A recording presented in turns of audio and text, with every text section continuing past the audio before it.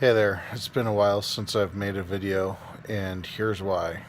I'm chilling out in bed right now. It's just past dinner time. I'm going in for hernia surgery in 2 days, and I've been in pain for at least about a week. But I want to reach out to all of you and thank you for watching the videos. Um, Tonight, what I want to talk about is the awesomeness of having a church community. If you are a person who does not involve themselves in matter of faiths, um, I completely understand. My wife and I have been burned countless numbers of times. Burnt out. We've been at some point just given, and been exhausted. Other times been used and abused and spat out.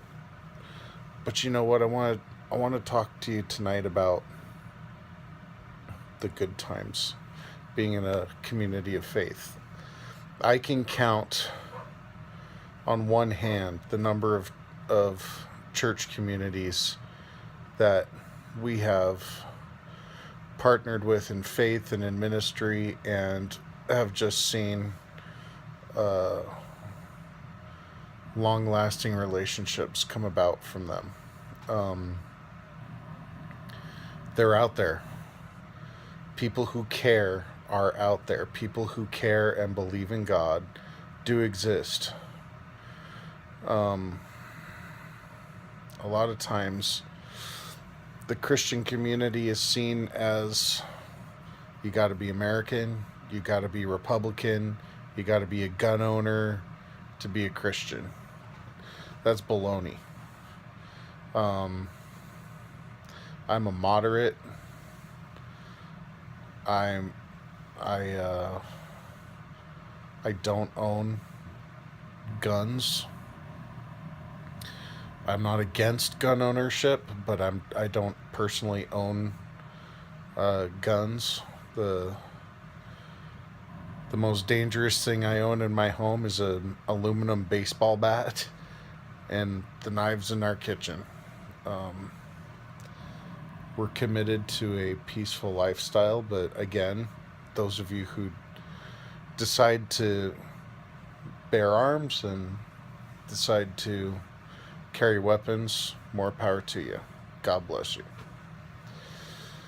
We go to a fairly liberal church, the Episcopalian Church, which welcomes all people of all different walks of life. You're welcome to the communion table anywhere in your journey. Um, and it's a privilege to be in that community. Well, here's something really cool that just happened today. I was working on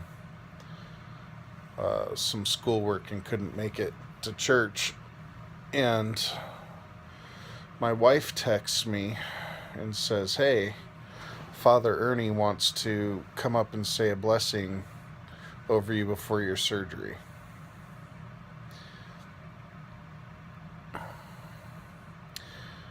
To have a pastor that's willing to meet with you and dine with you and pray for you is a privilege. And I've had that. I've had that with Pastor Tim at The Rock. I've had that with Pastor Jared at Higher Vision. Um, I've had really good relationships with the pastors up at Passion Church in Tucson, Bob and Jason, and you guys are just so awesome all over the place. I remember when Lisa had her surgery, she had a hysterectomy. I had people from throughout the faith community coming and joining me in the hospital, praying over myself and praying for Lisa. Um, Pastors would just sit and talk. Other people of the faith would come and bring food.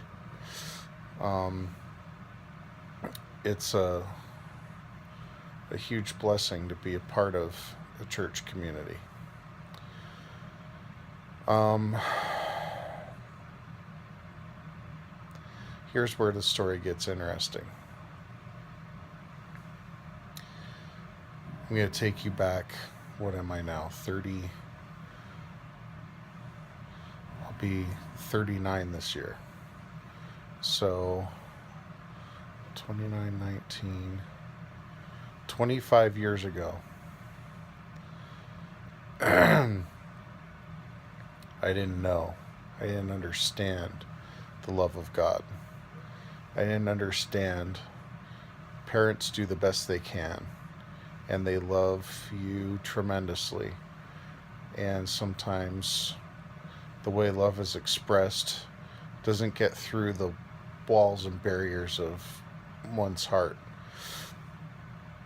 And I was a very misdirected young man. And I had made a lot of poor decisions already by 14, 15 years old. And I remember being invited in to a church community, and I was like, there's no way that I should be going to a church. I'm into satanic music, I'm into horror movies, I cuss like a sailor, and I only shower once a week. I smelled bad, why in the world? I don't own a tie. At the time I was like in Doc Martens and ripped up jeans and an old Vietnam War jacket. And lo and behold, I went. And people didn't care about how I smelled or how I talked or what I watched or what I listened to. They just cared. That was very weird for me. Because even at school, I was an outcast. But I started going more and more, and I started listening to what was being taught.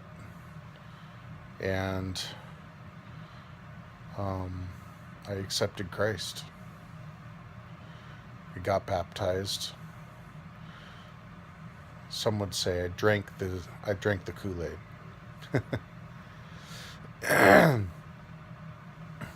But listen, this is my story. You might have one of your own. If your story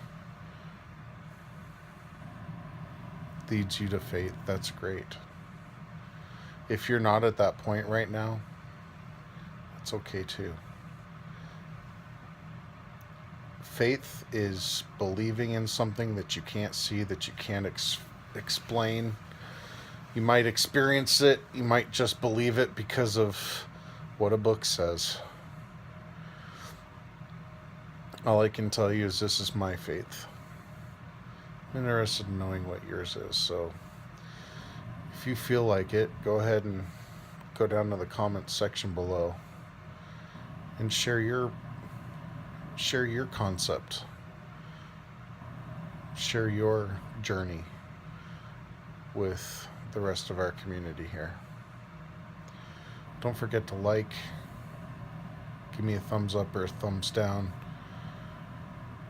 Share this video to those who you think could use a little, I don't know, hopefully sharing a little hope in this time of pain.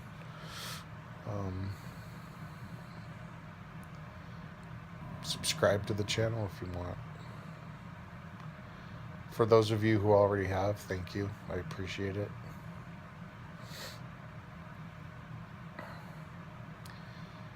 I pray, my prayer tonight is that you would find peace, that you would know true love beyond that of romance,